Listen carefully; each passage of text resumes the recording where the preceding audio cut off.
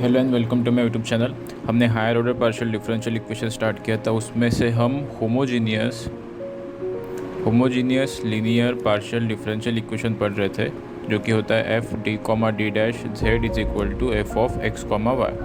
तो ये कोई मेरे पास homogeneous linear partial differential equation होता है, तो हमने कंप्लीट सॉल्यूशन कैसे लिखते थे, complementary function plus particular integral.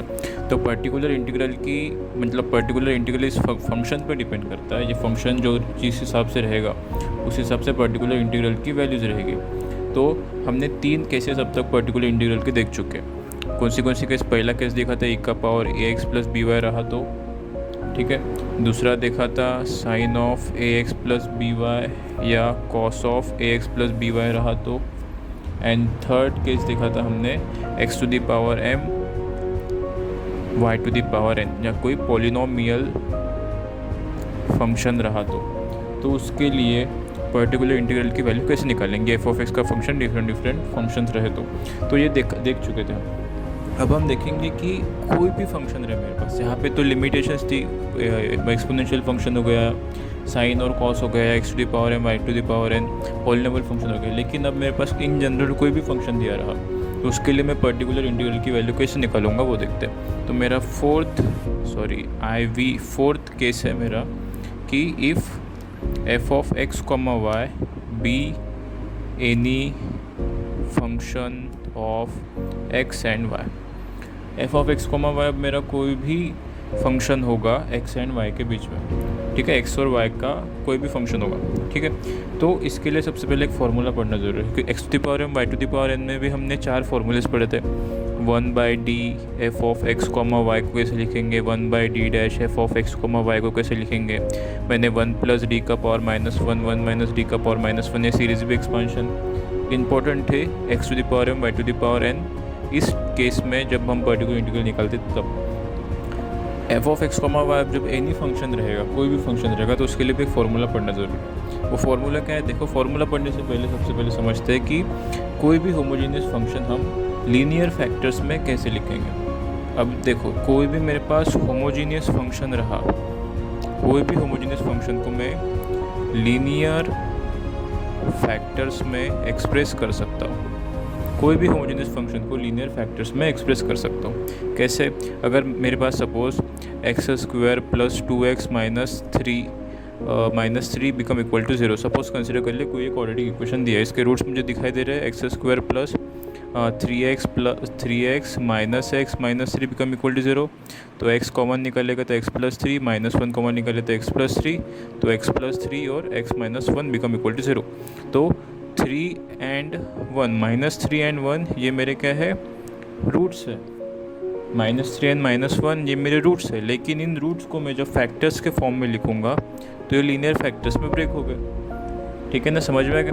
वैसे ही हमने होमोजीनियस फंक्शन जो F of D comma D dash जो होमोजीनियस फंक्शन होता है, उससे जब कॉम्प्लीमेंट्री फंक्शन में निकालता हूँ तब ऑक्सिलरी इक्वेशन बना देते, डी की जगह एम पुट कर देते हैं, डी डैश की जगह 1 पुट कर देते थे। तो फिर उससे जो रूट्स निकलते थे एम के टर्म में, m1 m2 up to mn, जो रूट्स निकलेंगे उसी रूट्स को मैं जब लीनियर फैक्टर्स में लिखूँगा तो जो मेरा जो होमोजीनियस फंक्शन है वो लीनियर फैक्टर्स में ब्रेक हो जाएगा। तो मेरा एनी होमोजीनियस फंक्शन उसे मैं d - m1 d dash, d - m2 d dash, d - m3 d dash up to d - mn d dash इन लीनियर फैक्टर्स में लिख सकते हो, where m1 m2 up to mn are the roots, ठीक है। m1 से लेकर mn तक सारे रूट्स है। तो किसी भी होमोजेनियस फंक्शन को मैं लीनियर फैक्टर्स के रूप में लिख सकता हूँ। एग्जांपल के लिए और सम बेटर क्लियर करना है तो एक एग्जांपल ले लेते हैं, d² + d dash -6d dash square multiply में z which is equal to suppose x + y, कोई भी फंक्शन दिया होगा, ठीक है। मुझे उतना कुछ लेना है, सिर्फ इस पे ध्यान दो। जो होमोजेनियस फंक्शन है इसको कैसे ब्रेक कर सकते हैं? 6 दिख रहा है यहाँ पे, 6 के फैक्टर्स कितने पड़ेंगे? 3 × 2, तो प्लस माइनस साइन आ जाएगा। So d² + 3d dash -2d dash -6d dash square become equal to, factors निकाल ले तो 0 से इक्वेट कर लेता हूँ फिलहाल के लिए मैं, ठीक है। तो d कॉमन निकाल लिया तो d plus 3d dash, -2 common निकाल लिया तो d plus -2d dash common निकाल लिया तो डी प्लस 3d डैश आ जाएगा यहाँ पे भी इक्वल टू 0। तो डी प्लस 3d डैश एक ब्रैकेट में and d minus 2d dash एक ब्रैकेट में विच इज़ इक्वल टू 0। तो इसको मैंने ऐसे लीनियर फैक्टर्स में ब्रेक कर दिया। अब ये सेकेंड ऑर्डर था तो 2 फैक्टर्स आएंगे। nth ऑर्डर होगा, अगर मेरे पास nth ऑर्डर का होमोजीनियस फंक्शन होगा तो मेरे पास कितने फैक्टर्स आएंगे, nth लीनियर फैक्टर्स आएंगे। समझ में आ गई ये बात। अब ये भी डिपेंड करता है कि मेरा पास जो होमोजीनियस फंक्शन दिया है वो किस तरीके से दिया है। ओके, सो इसको मैंने ऐसे लीनियर फैक्टर्स में ब्रेक कर दिया। तो ये इंपॉर्टेंट बात है कि कोई भी होमोजीनियस फंक्शन को मैं लीनियर फैक्टर्स में एक्सप्रेस कर सकता हूँ। तो जो मेरी फोर्थ केस है f(x, y) B any function of x, y, तो जिसमें होमोजीनियस फंक्शन को लीनियर फैक्टर्स में हम एक्सप्रेस कर सकते हैं, ये समझना ज़रूरी है। हमें लीनियर फैक्टर्स में ब्रेक करना इस बार आना चाहिए क्योंकि इसमें अब यूज़ होने वाला है। तो उसके अकॉर्डिंग एक फार्मूला हमें पढ़ना ज़रूरी है। वो फार्मूला क्या है वो देखो। फार्मूला क्या दिया है कि मेरे पास 1 पर्टिकुलर इंटीग्रल का फार्मूला क्या होता है, 1/f(d, d) into f(x, y)। तो जब मैं f(d, d) इसको लीनियर फैक्टर्स में ब्रेक कर दूंगा तो एक फार्मूले का यूज़ करना पड़ेगा मुझे। वो फार्मूला क्या है देखो, फार्मूला है कि 1/d minus m into d dash. अगर मेरे पास 1 कोई f(d, d) में लीनियर फैक्टर्स होगा तो उसमें से एक लीनियर फैक्टर दिया है into f(x, y)। f(x, y) भी any function of x and y, उसके लिए हम देख रहे हैं, ठीक है, पर्टिकुलर इंटीग्रल वैल्यू। तो ऐसा कुछ सिचुएशन रहा तो उसको हम डायरेक्ट कैसे लिखेंगे, इंटीग्रेशन ऑफ जो फंक्शन है उसमें फंक्शन में x की जगह x ही रखना है, लेकिन y की जगह में c माइनस mx रिप्लेस कर दूँगा और x के रिस्पेक्ट में डेरिवेट करना, सॉरी इंटीग्रेट करेंगे। क्या क्या मैंने 1/d माइनस md डैश, ये कोई लीनियर फैक्टर होगा मेरे पास, जिस तरह d प्लस 3d डैश है, d माइनस 2d डैश दिया ना, उस तरीके से एक लीनियर फैक्टर है इंटू f(x, y) अगर दिया है तो इसको डायरेक्ट कैसे लिखूंगा, इंटीग्रेशन ऑफ f(x) की जगह जो फंक्शन में x की जगह x ही रखेंगे, लेकिन y की जगह c माइनस mx पुट कर देंगे, वेयर c कोई कांस्टेंट होगा, m जो या इसका जो रूट होगा वो m इंटू एक्स। समझ में आएगा। ये फॉर्मूले का हमें यूज़ करना है इस बार। तो सपोज़ मेरे पास यही दिया रहा, कुछ ऐसा दिया रहा, तो एक एग्जांपल के लिए d plus 3d dash into f(x, y) दिया रहा। तो सबसे पहले इसको मतलब कंपेयर कर लो तो m की वैल्यू कितनी मिल रही है यहाँ से, -3। देखो -m इंटू डी डैश के लिए c माइनस mx है, तो जब m की वैल्यू -3 है तो c माइनस ऑफ -3 आएगा, ठीक है, यहाँ पे कंफ्यूज मत होना। तो इंटीग्रेशन ऑफ फंक्शन में x की जगह एक c माइनस, अब mx है तो m की वैल्यू कितनी आ जाएगी, -3 ऑफ x। समझ में आ गया। यहाँ गड़बड़ मत करना, यहाँ जनरली मिस्टेक्स हो जाती है इसलिए। तो फाइनली कितना आ जाएगा, इंटीग्रेशन ऑफ फंक्शन में x, c plus 3x into D x, यानी कि जो y की जगह जो फंक्शन होगा मेरा, कोई भी फंक्शन होगा इस x, y में, उस फंक्शन में y की जगह में c प्लस 3x पुट कर दूंगा एंड फिर फर्दर इंटीग्रेशन प्रोसीड करेंगे। तो ये जो फार्मूला है ये काफ़ी इंपॉर्टेंट फार्मूला है, ये फार्मूले का हम यूज़ करेंगे, ठीक है।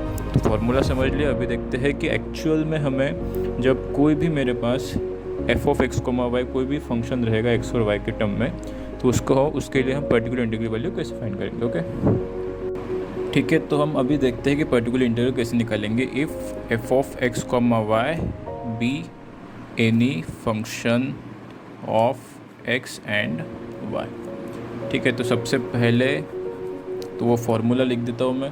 फार्मूला क्या था, 1/d minus md dash f(x, y) अगर दिया है तो इक्वल में कैसे लिखेंगे, f(x) एज इट इज़ और y की जगह c माइनस mx पुट कर देंगे, इंटीग्रेशन करेंगे with respect to x।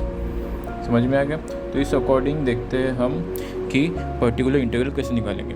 So particular integral का फार्मूला होता है 1/f(d, d) dash into f(x, y)। ये फार्मूला मुझे पता है एज इट इज़, तो इसी फार्मूले को मैं और एक्सटेंड करके लिख सकता हूँ 1/।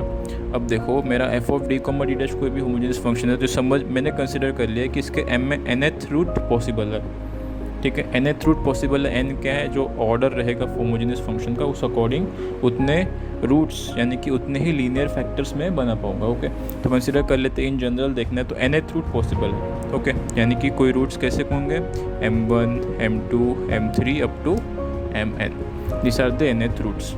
ठीक है, तो एक एक लीनियर फैक्टर के अकॉर्डिंग nth लीनियर फैक्टर रहेंगे मेरे पास, तो d minus m1 into d dash, d minus m2 into d dash up to d minus mn minus 1 into d dash and d minus mn into d dash.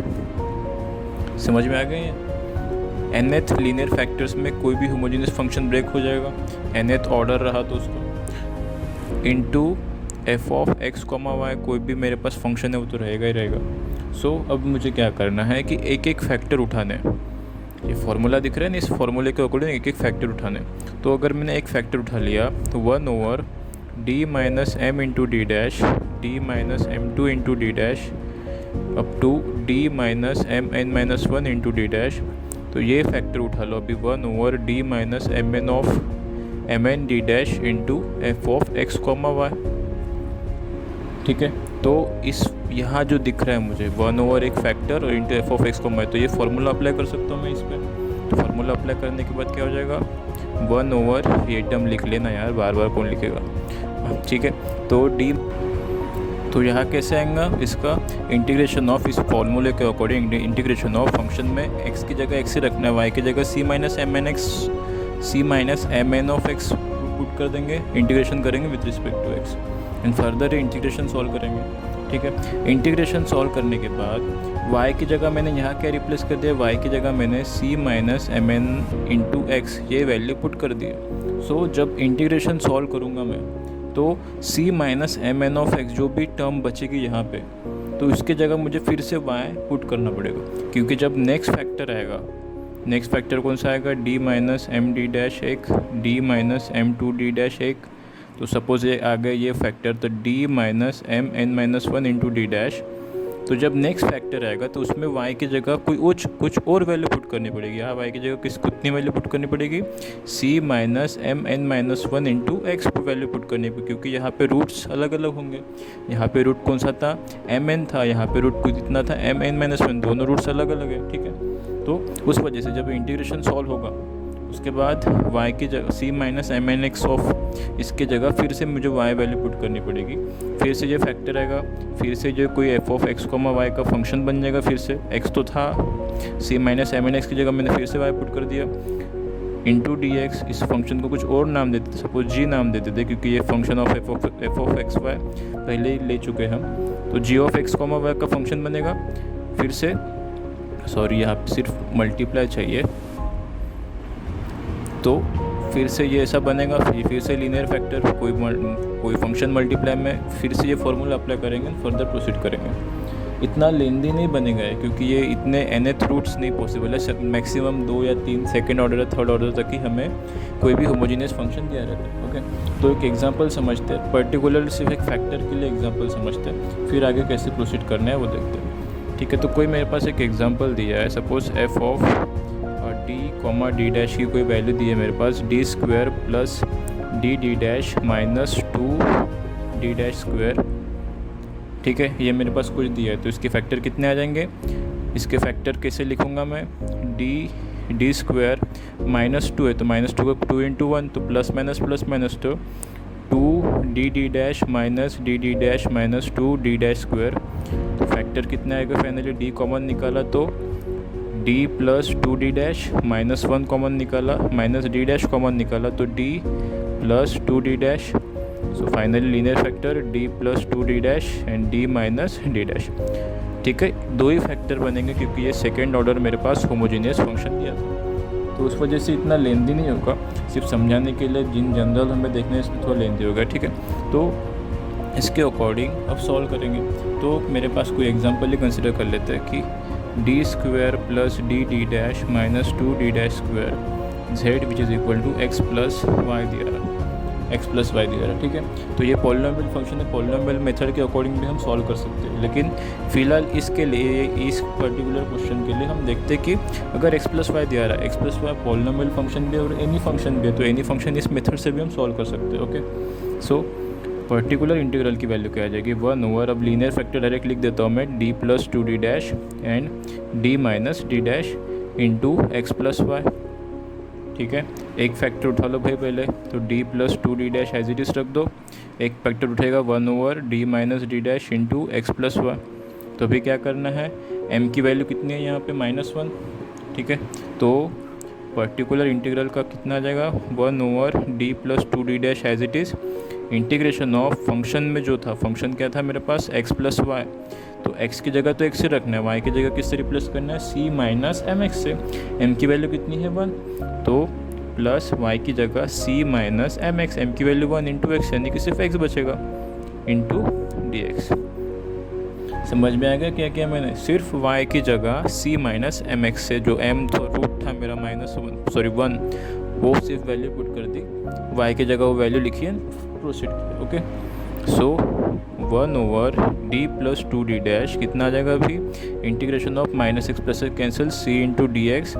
So 1/d plus 2d dash कितना बचेगा, c तो बाहर आ गया, 1 का integration x, तो c into x बचेगा सिर्फ, c x by d plus 2d dash दिया है मेरे पास, तो इसको मैं plus x square minus x square लिख सकता हूँ। कुछ गलत किया नहीं, तो इसे कैसे हो जाएगा, इन दोनों में से x कॉमन निकालो तो क्या बचेगा अंदर, इस सी एक्स और माइनस एक्स स्क्वायर से x कॉमन निकालो तो क्या बचेगा, x तो बाहर आ गया, c माइनस एक्स बचेगा और बाहर X square as it is था ये वाला, नीचे में d plus 2d dash as it is रहेगा, and finally x, c minus X की जगह मैंने y पुट कर दिया था, तो फिर से y पुट करेंगे plus x square d plus 2d dash. तो पर्टिकुलर इंटीग्रल कितना आया था वहाँ से, cy minus x square, sorry cy plus x square, नीचे क्या था, d प्लस 2d डैश था, ठीक है। तो वही क्वेश्चन कंटिन्यू कर रहा हूँ यहाँ पे। सो फिर से अभी यहाँ पे जब मैं इंटीग्रेशन करूँगा फिर से, तो यहाँ पे y की जगह कितनी वैल्यू पुट करनी पड़ेगी मुझे, y की जगह c माइनस 2x पुट करना पड़ेगा, d प्लस 2d डैश को मैंने d माइनस एम एक्स से कंपेयर कर दिया, तो m की वैल्यू कितनी आ गई, -2 आ गई यहाँ से। सो y की किससे रिप्लेस कर देते, c माइनस एम एक्स से पुट कर देते, तो c minus minus of -2, so c plus 2x। समझ में आएगा, तो y की जगह मैं c प्लस 2x पुट कर दूँगा, sorry c plus 2x put करना पड़ेगा, इसलिए लिख के देखना बेटर रहेगा, ऐसे तो कन्फ्यूजन होगा, गलत लिख देंगे, c प्लस 2x पुट करना पड़ेगा, फिर से इंटीग्रेशन करेंगे x के रिस्पेक्ट में, फर्दर सॉल्व करेंगे एंड सॉल्व कर सकते हैं। ये तो सिर्फ एक एग्जांपल लिया था, अब एक प्रॉपर एग्जांपल देखते हैं और सॉल्व करके देखते हैं कि किस तरीके से अगर f of x comma y any function of x and y रहा तो हम उसे कैसे सॉल्व करेंगे, ठीक है। तो एक एग्जांपल दिया है मेरे पास, एग्जांपल क्या दिया है, d square minus d dash minus 2d dash square into z which is equal to y minus 1 into ई का power x, d square minus d dash minus 2d dash square into z is equal to y minus 1 into ई का power x। ये मेरे पास कोई भी second order homogeneous linear partial differential equation with constant coefficient भी है, इसका मुझे निकालना है कंप्लीट सॉल्यूशन। तो कंप्लीट सॉल्यूशन निकालने के लिए complementary function plus particular integral, complementary function आप निकाल लोगे। पर्टिकुलर इंटीग्रल कैसे निकालेंगे, जब ये रैंडम कोई फंक्शन दिया है मेरे पास तब, तो पर्टिकुलर इंटीग्रल ही निकालना सीखे रहे थे तो वही सीखेंगे, कॉम्प्लीमेंट्री फंक्शन आप निकाल सकते हो। तो पर्टिकुलर इंटीग्रल कितने लिखेंगे, 1/, इसके फैक्टर कितने आ जाएंगे, -2, 2 को ब्रेक कर देंगे कितना, 2 1 ज़ा 2, तो minus minus minus plus, okay. तो d square minus 2d dash plus d dash minus 2d dash square, इसी d डैश को मैंने इस तरह से ब्रेक कर दिया इंटू y माइनस 1 इंटू ई का पावर x, वो फंक्शन रहेगा as it is. So finally linear factors कितने आ जाएंगे, d minus 2d dash, sorry d plus 2d dash, कितना आ जाएगा पूरा लिखना ही पड़ेगा, sorry. So d minus 2d dash and, हाँ सही था, d minus 2d dash and d plus d dash, ये दो लीनियर फैक्टर्स आ जाएंगे, y माइनस 1 इंटू ई का power x as it is रहेगा, ओके। अब बारी बारी एक एक फंक्शन उठा। सबसे पहले मैं ये फंक्शन उठाता हूँ, तो 1/d प्लस डी डैश को इधर रहने दो, 1/d minus 2d dash y minus 1 into ई का पावर x। ओके ठीक है, तो 1/d plus D dash as it is. तो फॉर्मूला अप्लाई कर देंगे, ई का पावर x तो एज इट इज़ रहेगा, y की जगह क्या पुट करना है, c माइनस एम एक्स। तो m की वैल्यू कितनी है यहाँ पे 2, तो y की जगह कितना पुट करेंगे, c minus 2x minus 1 as it is रहेगा। इंटीग्रेशन करेंगे with respect to x according to this formula. Okay, formula क्या था फिर से लिख देता हूँ मैं यहाँ पे, 1/d minus m into d dash f of x comma y दिया रहा मेरे पास। उसका डायरेक्ट आंसर लिखेंगे integration of f of x as it is रहेगा, उस y की जगह c minus M x put कर दूंगा, इंटीग्रेशन करेंगे विथ रिस्पेक्ट टू x। ठीक है, उसी अकॉर्डिंग मैंने ये लिखा है।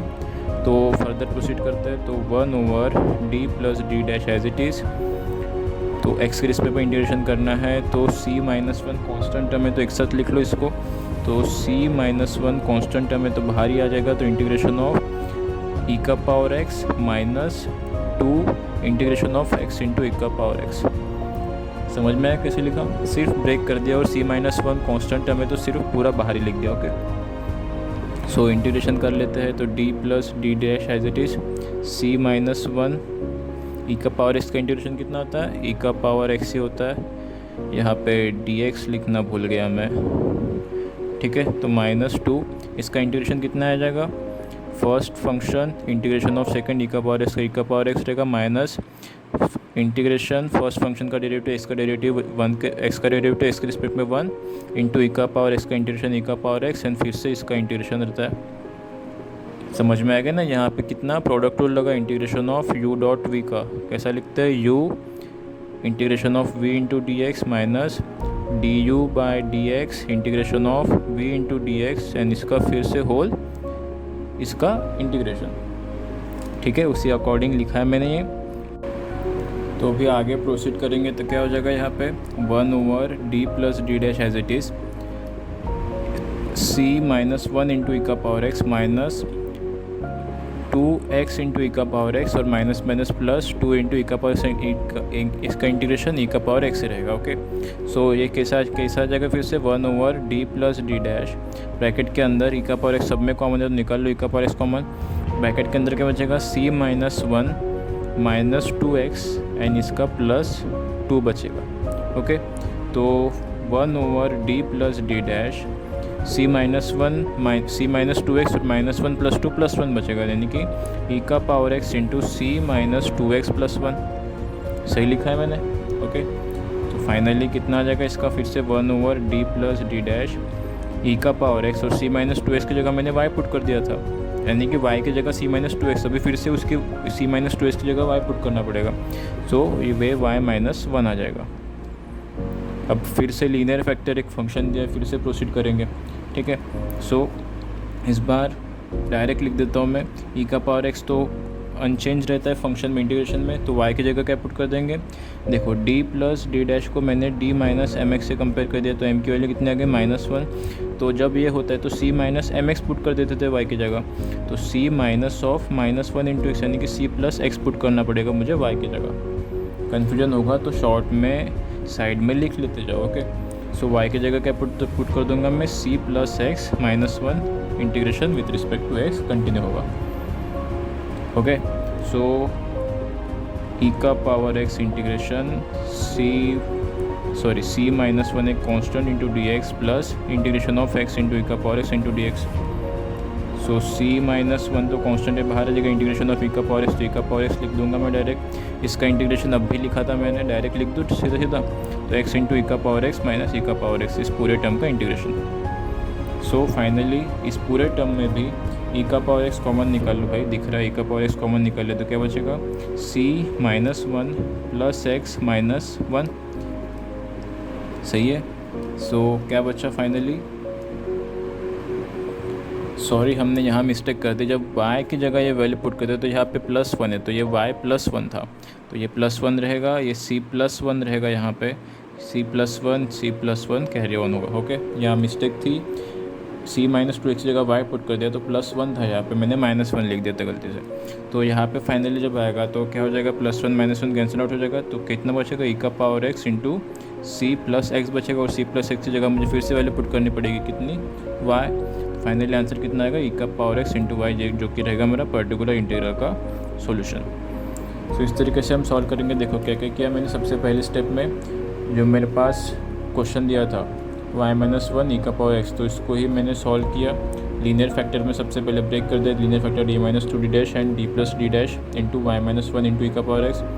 d-2d डैश शेप फैक्टर पहले लिया, फार्मूला अप्लाई किया, ये फार्मूला था मेरे पास, फार्मूला अप्लाई किया, सॉल्व किया। फिर से जो टर्म आएगी c माइनस ऑफ 2x, उसमें फिर से y की वैल्यू पुट करना पड़ेगी, क्योंकि जब नेक्स्ट फैक्टर रहेगा तो y की कुछ अलग वैल्यू होगी। तो y की वैल्यू ठीक है, नेक्स्ट फैक्टर था, फिर से y की वैल्यू कुछ और पुट करनी पड़ेगी। तो y की जगह कितने आ गई, c प्लस एक्स पुट कर देंगे। इस फैक्टर के लिए d प्लस d डैश के लिए वैल्यू पुट की, इंटीग्रेशन सॉल्व किया एंड फाइनली पर्टिकुलर इंटीग्रल कितने वैल्यू आ गई, y इंटू ई का पावर एक्स। सो इस तरीके से हम कोई भी फंक्शन के लिए पर्टिकुलर इंटीग्रल की वैल्यू निकाल सकते हैं। ठीक है, तो ये सबसे इंपॉर्टेंट ये फार्मूला है। ये फार्मूला आपको याद होना चाहिए। इंटीग्रेशन का प्रोडक्ट टूल भी आपको पता होना चाहिए एंड फाइनली इंटीग्रेशन करना आना चाहिए। आई होप आपको ये केस समझ में आ गई। मिलते हैं नेक्स्ट वीडियो लेक्चर में। जय हिंद।